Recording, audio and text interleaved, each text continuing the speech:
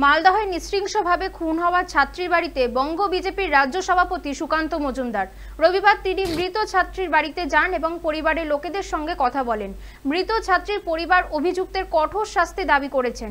সম্প্রতি মালদার বালুচর এলাকা থেকে নিখোঁজ হয়ে যায় এক নাবালিকা। পরে ওই নাবালিকার মাথা কেটে খুন করার অভিযোগ ওঠে এক যুবকের বিরুদ্ধে।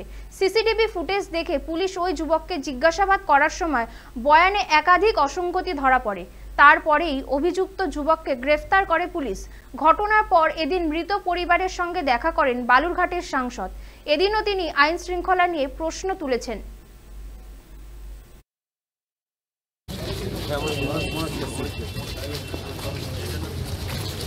বাড়িতে ঢোকার ছবি নিবি না।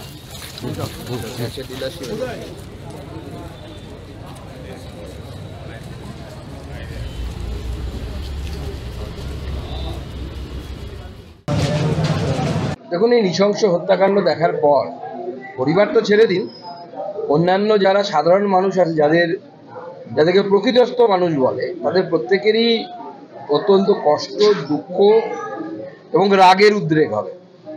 যে ধরনের ঘটনা ঘটেছে, নৃশংসতার পরাকাষ্ঠা যাকে বলে, সেই জায়গায় আমরা পৌঁছে গেছি।